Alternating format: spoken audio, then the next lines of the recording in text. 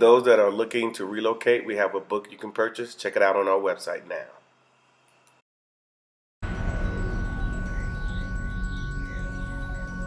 All right, ladies and gentlemen, we are finally here with Dr. Latasha and Mark Blanton from the Real South Africa. I know you've been seeing they, face and picture and interviews come on the channel, and we brought us out here, and also some of the subscribers that came. So it'd be great, to finally talk to them about the trip and future plans that they may have. So thank y'all for joining us on the show. Thank you. We appreciate it. I'm glad you guys finally made it, for real. Yeah. With the global pandemic. Yeah, see, we call over each other already. Yeah. With that pandemic, we didn't know what was going on, but we made it. So how has things been going for the both of y'all since the pandemic?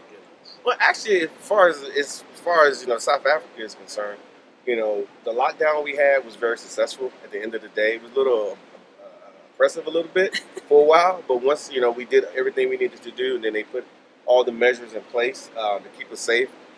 We've been feeling pretty free, and so we've been able to travel around the country, and then of course bringing people into the country so they can have a good time here and discover South Africa.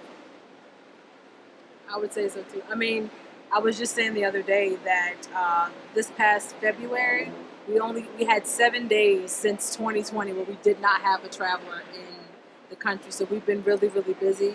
But we're grateful that you're finally here. I think your subscribers are happy that you're finally here. They're like, I can't believe we're finally here. So I'm grateful that you're here. So thank you for trusting us to do this for you. We've got a lot of great things planned for you and for them as well. So they're already having a good time. It's only going to get better. All right. So let me ask you about just the travel industry. What made y'all want to actually get into that? Because from what I've seen, for me, God bless you. But what made you want to get into that? Well, for us, it was easy. It was business. Any businesses, they're all basically similar in a lot of ways. So we took it from a business perspective.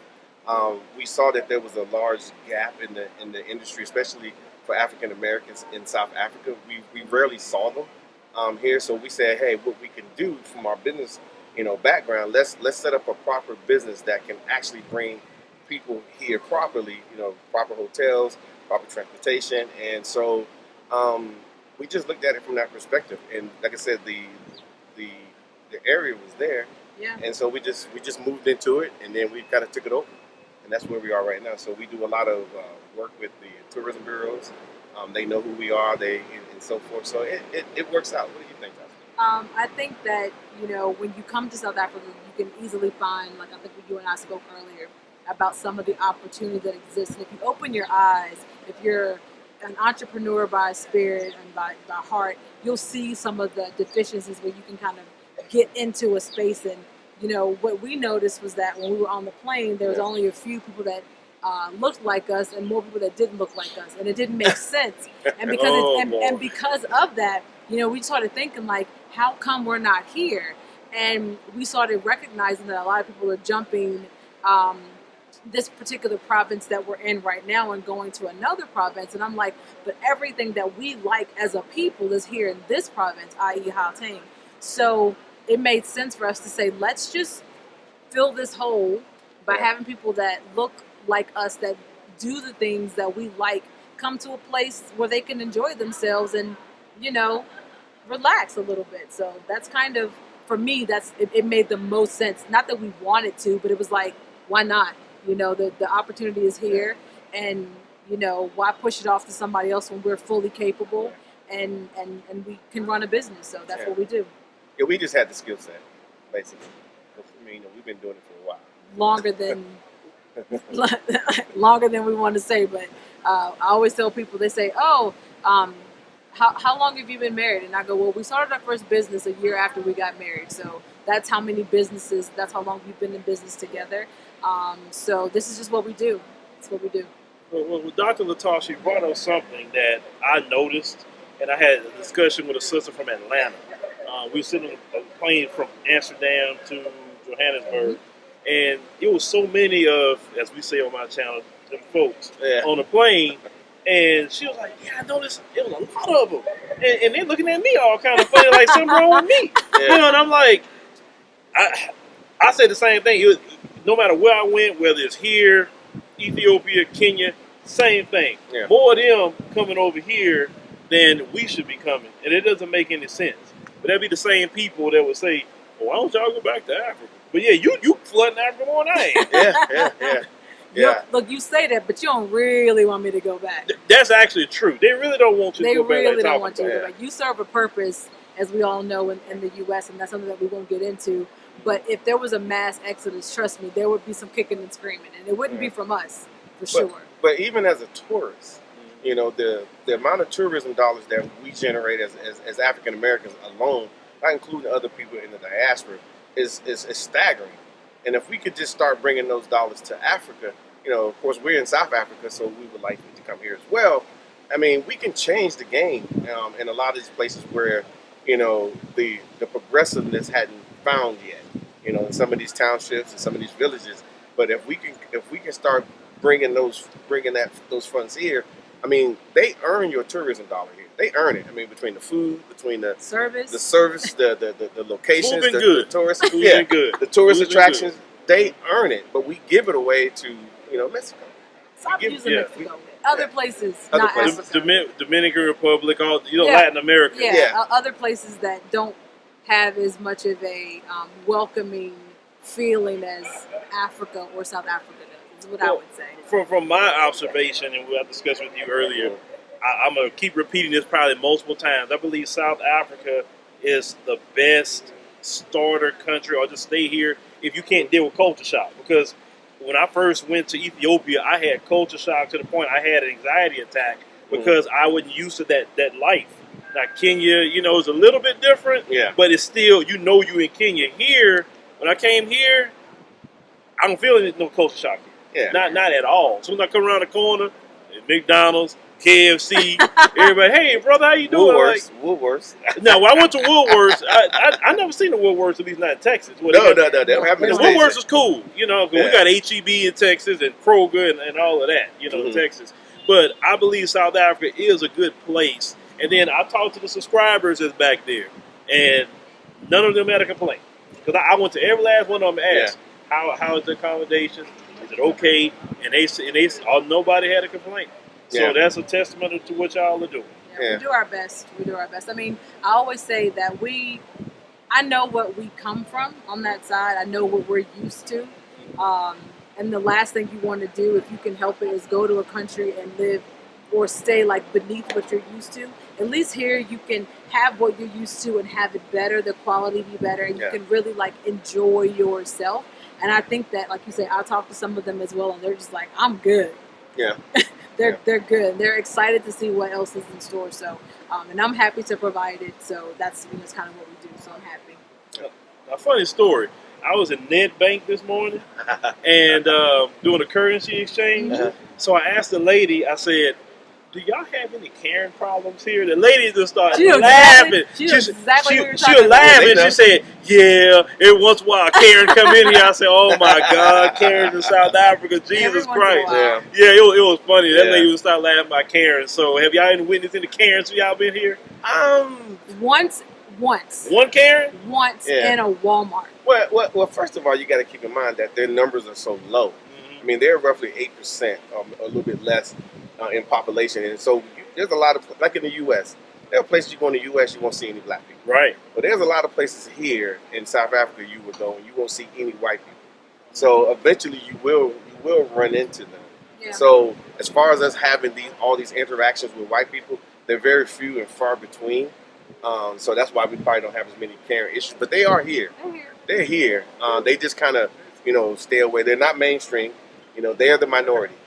I think one of the things that got me one time was I was talking to a white South African, and he says to me, Mark, I feel uncomfortable. I'm like, what do you mean? He says, well, if I call the police, for something happening where I live, I call the police, a black policeman is going to come to my house. And I'm like, yeah.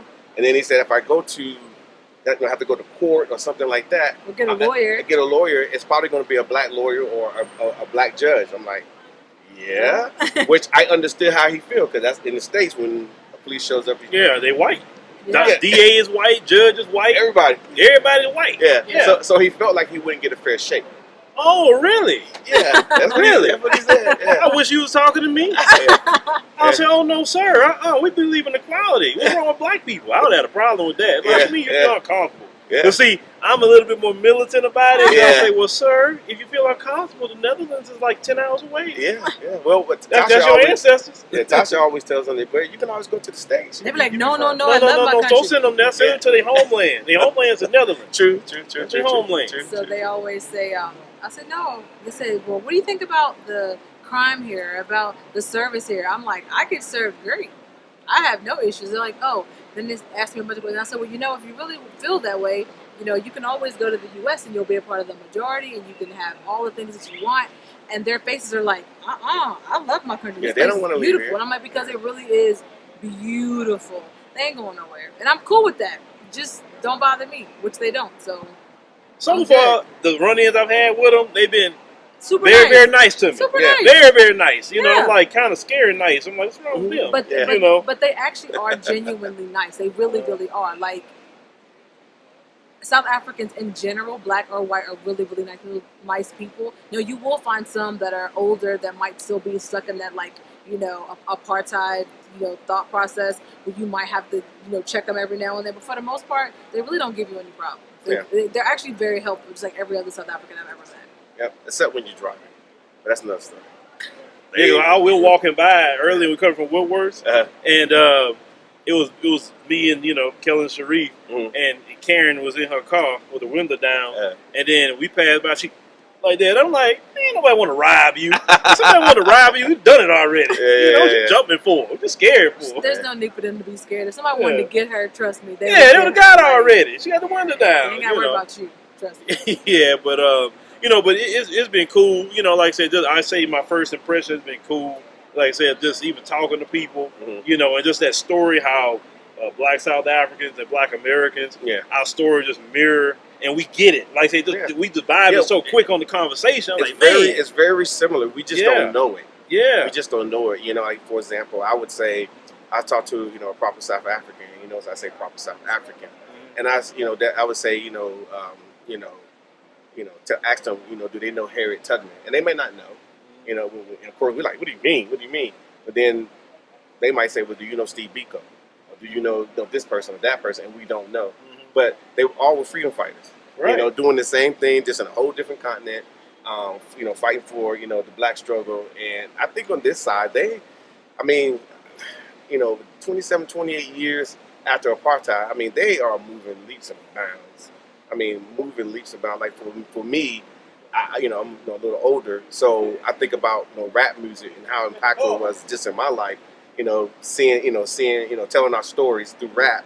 And then these guys got Amapiano music, and I've seen that. It's killer, and it really, I like it. But that's their voice. It's Amapiano music. It's their voice, and they want you to know that this is who they are.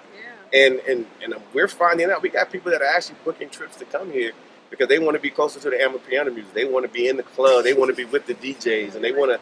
And they say, "Well, I want to come, and do the thing." So it's crazy. It's crazy here. So the vibe is really nice here. It's the vibe, and you can feel free.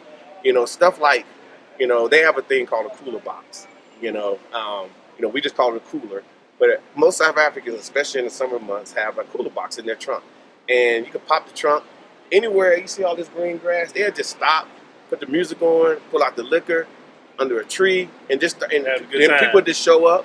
They've been made a little bride, a little barbecue pit, and it'd be late at night, and no police came. No police harassing nobody, you. No Karen saying that you they call 911 on you. He got a gun or something. Yeah. And then I pulled up on, especially at Zoo Lake Park.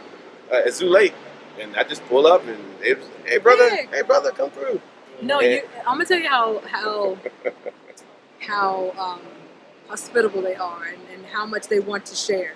We literally went to a little bar/club this past Friday, and Mark was playing. And he was walking past, and the place was packed. And he pointed at one of the guy's wings, like, "I want one of those wings." And the guy was like, "No, really, you can have one." I was like, "It's good for him, man."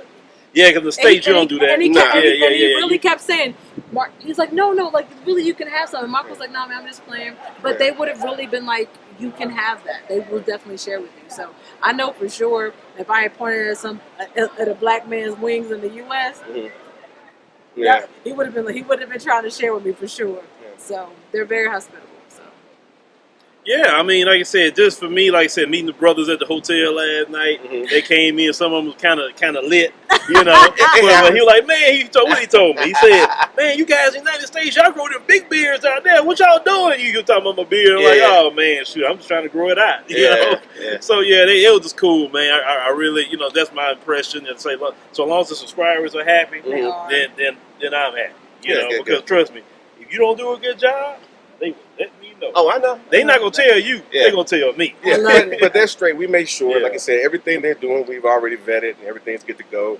And we do that for everyone. If it's one person coming, we do the same thing. If there's two people coming, we do the same thing because, you know, just to have the experience. Because we all know. We all know the trepidation that people have to just come into Africa. They might get it from their family and friends. Like, why are you going to Africa? Why are you doing this? Why are you doing that? And then, you know, they don't come, or they don't even want to talk about it. So we have a lot of people that come here and they don't even tell their friends and family. So they get here, then they start posting, and they say, "Where you at?" "Oh, I'm in Africa."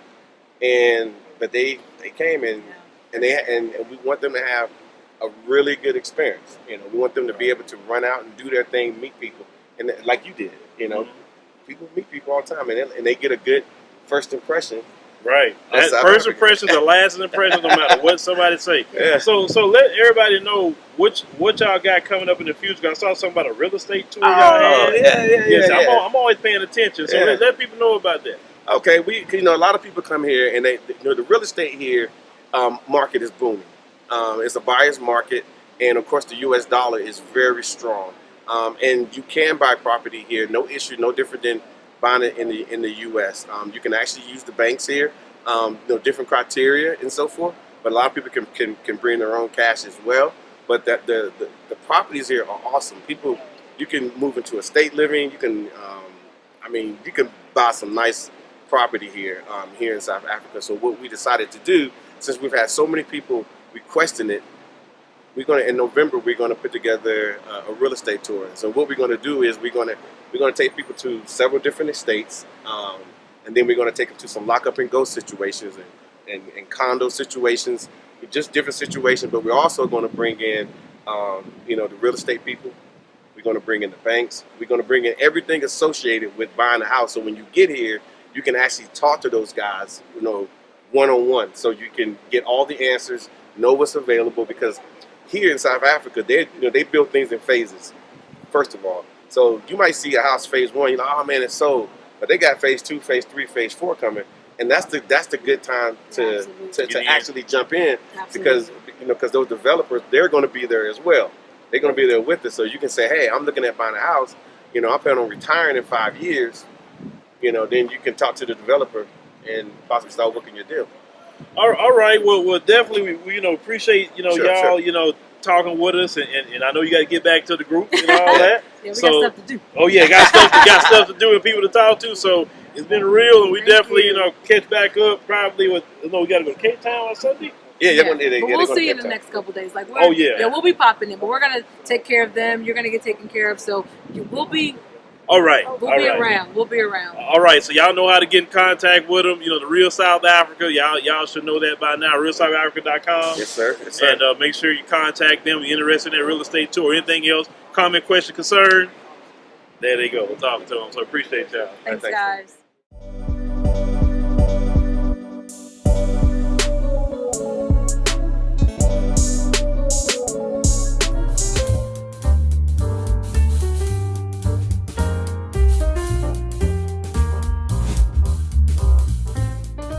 My name is Roger Williams, originally Jamaica, West Indies, currently living in Long Island, New York. The overall experience has been amazing. We've visited so many sites, starting out with Johannesburg, and now currently in Cape Town. My favorite part would say has been the African Safari and visiting Table Mountain in Cape Town. The real South Africa has been amazing. They've been so supportive in ways of organizing this whole trip. I would have to say I would definitely recommend, if you wanted to visit South Africa, I would definitely recommend using it through the real South Africa. The winery here is amazing. So far I've had 4 different types of wines, 3 white wines and 1 red, but it's amazing, and you guys would definitely enjoy it, just visiting this winery.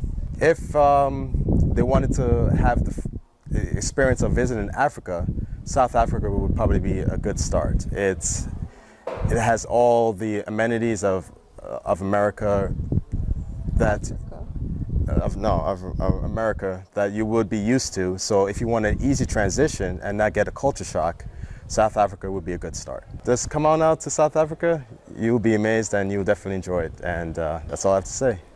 My name is Quebina Bryant, but most people call me Adam. I'm from Reading, Pennsylvania. I'm a traveler by nature, always have been all over the country, and I've been out of the country one other time. This is by far the best trip I've ever been on. Everything is incredible here. Once in a lifetime trip, and I'd love to be able to do something like this every year. Everything is very, very organized. Everything flows very well, one thing into the next thing. So I think they did an excellent job at putting this whole thing together. My favorite things were the views. So the landscapes are the most amazing thing I've ever seen. Like the mountains are huge and just so majestic. And then also the animals. Like I'm a big wildlife person, so I got to see all types of animals here that I grew up watching on National Geographic or the Animal Planet. So I got a chance to see a lot of things. It's been amazing. I would say just take a chance, take a plunge. You only get to live so long, you know. I would say just come here and don't be afraid. It's been by far, I mean, as a conservative person who is, they don't take a whole lot of risks, I guess I would say. At least not unnecessary ones. I think that this was by far one of the best risks I've ever taken. It was well rewarding. What did you think about Robben Island? There seems to be a lot of emotion still kind of left over there. You can kind of feel it in the air when you're over there by the water, on the waterfront, and you're looking across over at Tabletop Mountain. You can feel a sense of desperation almost, and like it's like a trapped feeling, because like there's no way there's no way you would be able to swim across, and it's just like everything just seems so distant, everything seems so far. So it's just a place that I would never want to be unless you know, I could get back and forth on my own. But I can't even imagine being stuck there for years at a time. My name is Connie and I am from the UK. I feel great being on this trip. South Africa is a lovely, lovely place to be and to visit. The way the real South Africa put together the trip is wonderful.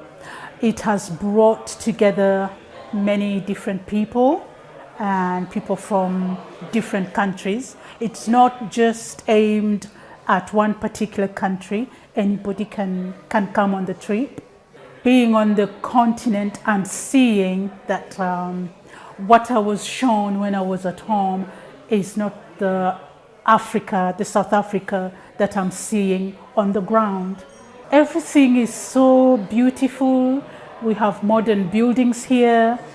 And I've seen, I think every make of a car that there is, you know, I've seen wonderful cars, brand new cars,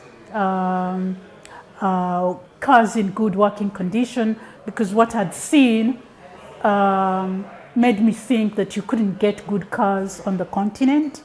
And I'm finding that's not true. They do have lovely, beautiful cars. The food is great.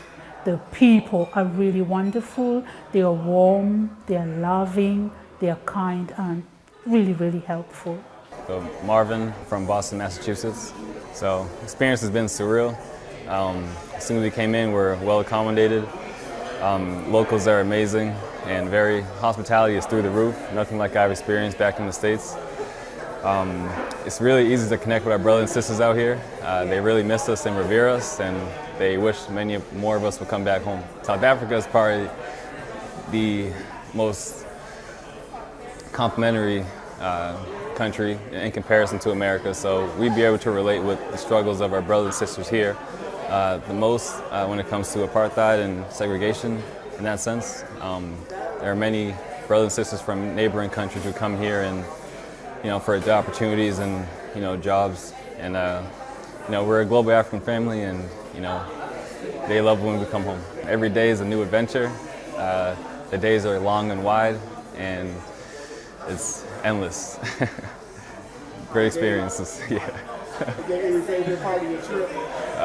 Favorite part would be the safari and walking around, kind of meeting, chatting with the locals, and kind of getting different perspectives and life experiences from other people's lives. Also the wine tasting, Twani and the Seven Sisters wine vineyard is very informative, and the wine is through the roof. The name is Kennard Lipscomb. I'm a resident of Huntington Beach, California. Lived in California all my life. My second time in Africa, first time in Cape Town, not the last. I've been to wineries in the past, and this is amazing that it's a black-owned wineries with the sisters, and I'm getting an education on wine. I've bought many glasses for many a woman, but finally getting an education on the different types of wines and the way to sip them, the ways to view them and smell them. So I'm getting an education of all the things that I've done in the past. I was inspired long ago, back since before September of 2020, to come to South Africa because of the Phil Scott show. And a great experience. Want to come here back on my own and definitely look at retirement possibilities. I got a few years left of work, and it's like I got to find some place to retire, and this is definitely a nice spot, and just need to come here a little bit more and find out some things and to see if this is a place I would want to retire. The tour is amazing. There are things that didn't think I was going to discover that I was able to. The people are great. We have this, it's like a village of us that have all come together from all over the world, from the U.S., and it's just a great experience. Like I said, they're people that you'll stay in contact with for the rest of your life. You have shared similar interests, and they're friends for life. And just basically, I'd like to thank the RealSouthAfrica.com and Philip Scott for giving me the motivation to come here on my own. My name is Cherie Jackson. This is my husband, Taron Jackson. This is our first visit to South Africa. We visited Johannesburg, and now we're here in Cape Town. Currently we're at the Seven Sisters Winery, a wine tasting event. And our entire experience of the trip has been quite wonderful. We enjoyed the atmosphere, the community, the people. It's beautiful. I really recommend that everyone definitely make that commitment and do it for yourself and come to South Africa. It'll totally be worth it, and you will be very, very happy that you did, because we certainly are. The touring through the Real South Africa, they made everything easy and convenient. They set us up with great accommodations, and we've been able to communicate, and they've been very responsive in assisting us with needs as they arise. And so we definitely recommend contacting them. This is, I think, their first time doing a tour group, but I know that for independent travel, they're really, really great at meeting that person's needs and assisting them with really having an individual, unique experience. The winery, the Seven Sisters Winery, is quite beautiful, actually. It's really, really nice. One of the sisters, Vivian, she gave a presentation about how they started. She didn't start off as a wine connoisseur. She did this pretty much to establish a heritage and a foundation for her family so they can build upon it, and everyone could really establish themselves in a business that's predominantly male-oriented. So this is quite an adventure and a trek for them to take on, and it's a great experience. It's beautiful, very welcoming. It's like being welcomed into someone's home, and so we definitely recommend, if you come to Cape Town, that you must go to the Seven Sisters Winery. Cheers!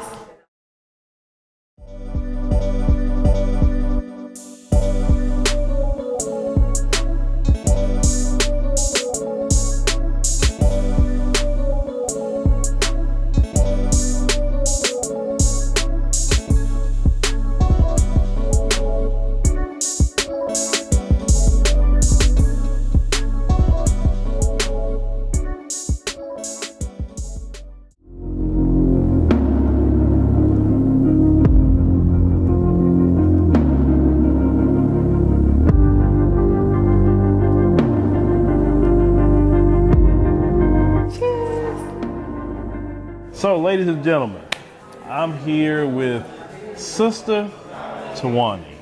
Not to mess up your name. Now, at first I thought it was African, but she told me it's South Central. South Central LA. That's where I'm from. Born and raised. Born and raised. Okay. So, you're out here now in South Africa at Seven Sisters Winery. How did you take yourself from South Central LA and plant yourself way over here in Cape Town with these people? From South Central LA to South Africa, from one West Coast to the next West Coast. Wow, I came for the wine. So I was traveling all over the world. I wanted to move out of the country. I wanted to live abroad. It was a dream of mine since I was a little girl. And I said, before I go to another European country, let me come to Africa. I came to South Africa because I remember protesting apartheid in school. And so then I came to Cape Town because of the wine. And that's how I ended up in Cape Town, South Africa, and I love it. All right, so some people gonna ask, like, wine? Like, what you doing with the wine? So come on, you're from Texas, right? So I'm doing a test. I'm a sommelier. Can you say that?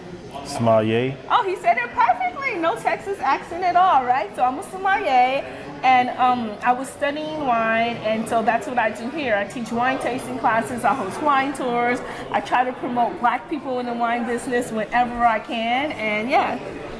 Okay, so about wine itself, a lot of people like to drink wine, they just pour in this, well, some people, you know, some of y'all on the weekend, y'all just take it straight to the head.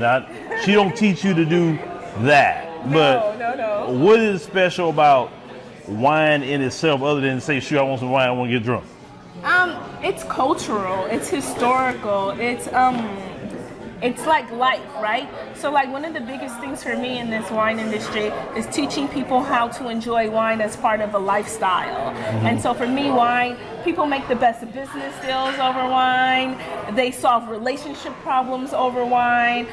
It's not like hard liquor where you drink it and you start acting crazy. People usually drink wine and they start having really interesting conversations. Yeah, so basically what she's saying is, you know how some of y'all like to drink Casamigos and get drunk and act a fool. I've seen in videos. Yeah, Patron. We saw Patron. No, they drink Casamigos now. That's a thing now. Oh, that's a new thing. I haven't been in the States in a while. Yeah, that's a new thing, Casamigos. They're getting drunk and acting a fool. But wine doesn't get you sloppy drunk, and you could actually drink it and just, you know. Yeah, not usually. Like, okay, so in South Africa, I think all over the world, but especially in South Africa, liquor, wine has like a bad connotation, right? Lots of people's parents would drink liquor and then they would act up. Maybe the dad would beat the mom or something like that. And so that's because people really never knew how to properly drink wine and appreciate wine.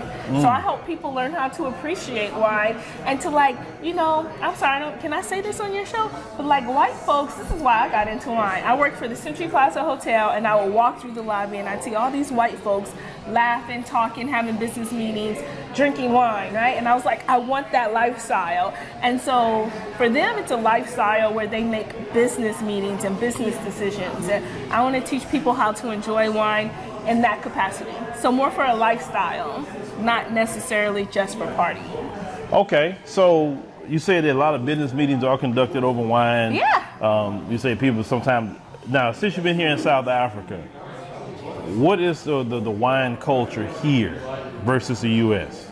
I think it's blackity black. And I say that because some of the best sommeliers in the entire world live in South Africa, either Cape Town or Johannesburg, at like the top restaurants. You have the highest percentage of winemakers, viticulturalists. Like for us in America, being in the wine industry might be a little bit new, right?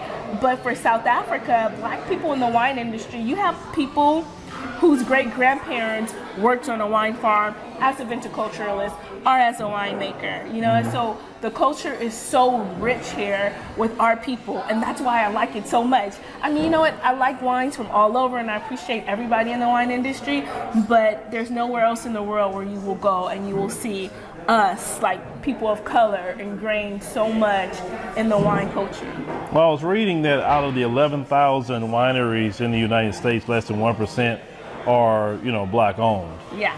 So what, do they have more opportunity to have a winery here, or what is causing some of the, uneven, discrimination in the winery? The money. Money. And I think that the problem, even in South Africa, less than 1% of the wine farms are black owned, right? Or owned by people of color. And I think that worldwide, it's just a matter of finances, of capital, having access to land, having access to capital. It takes a lot to actually own a wine farm. When you think about planting the vineyards, having the cellar with all the different equipment. So, and I just don't think that historically it's something that black people, even when they do have the money, have thought to invest in. So you think that's something that we just kind of, let's say like the LeBron James of the world, the Beyoncés, the Jay-Z. Yeah, the people that they got the money, they're not really thinking about it so much. I mean, they'll probably buy a property, like I know Oprah has a property, in Cape Town they kind of pointed to, right? Mm-hmm. But does Oprah have a winery? No, she doesn't have a winery, no. And I mean, I think because it's such a high risk,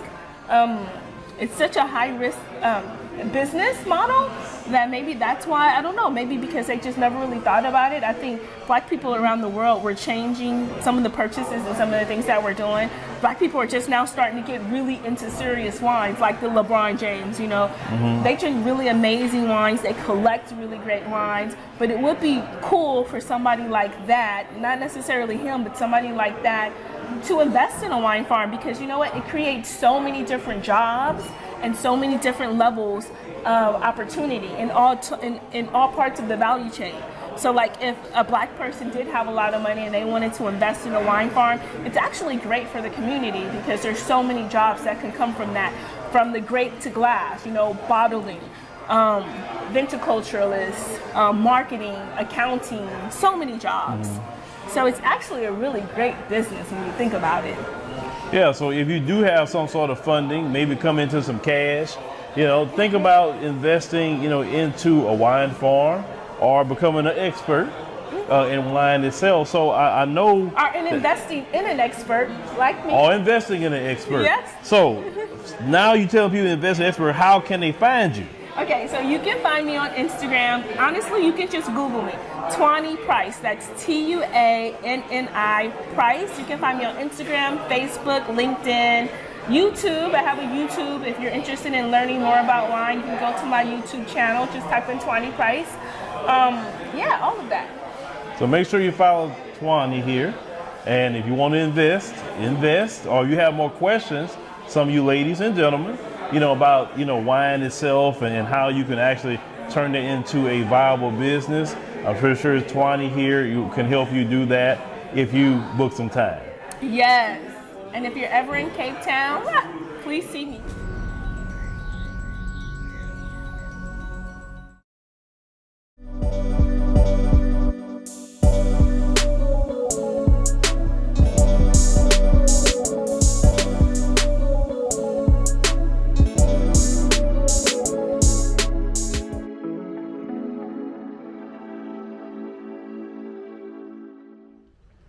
So now we're going to talk about what you should actually expect on this trip.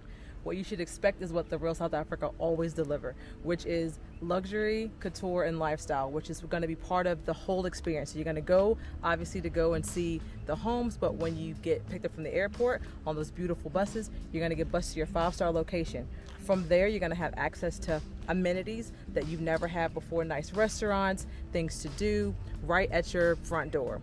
After all of that, you're going to have the opportunity to go to a 5-star game lodge as well, and you'll be there for a couple of days, and that's all going to be included in your package. So let's talk about those package prices. So per person sharing, the price is $4,000, and if you're a person that wants a room to yourself, likes a little privacy, the cost is going to be $5,150. So if you have any other questions about that, you know how to reach us, info@therealsouthafrica.com, and we do look forward to seeing you here in sunny South Africa.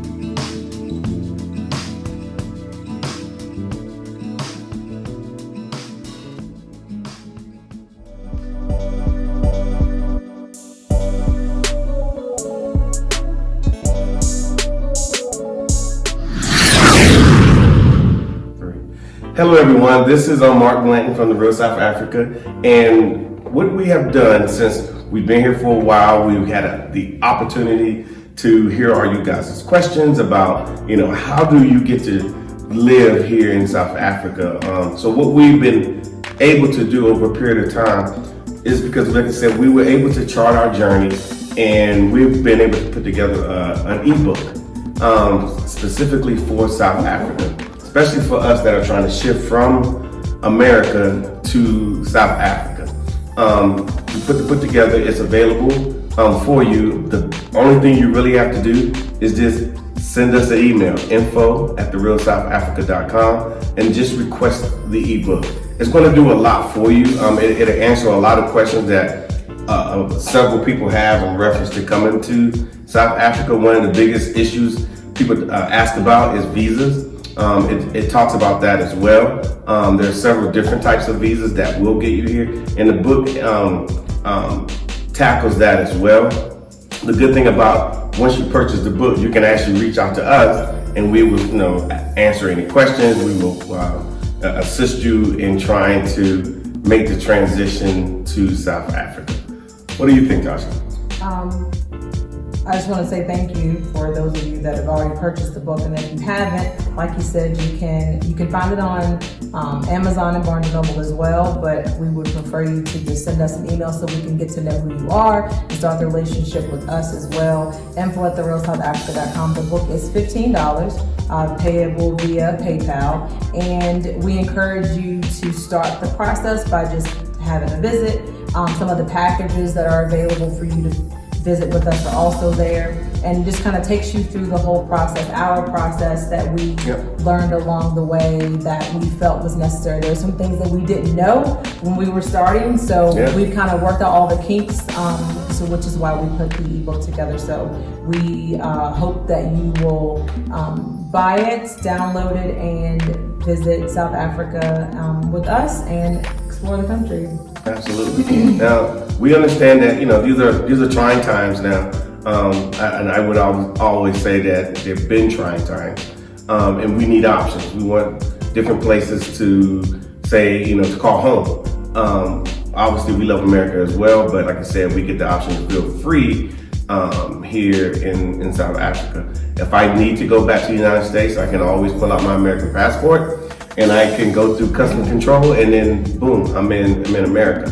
But like I said, we need options as especially African Americans to decide, where we want to live, raise our kids, where we want to do business, things like that. And this book will assist you in all of these areas. So in the meanwhile, go get the book, send us an email to info@therealsouthafrica.com, and we will chat with you later. Thanks.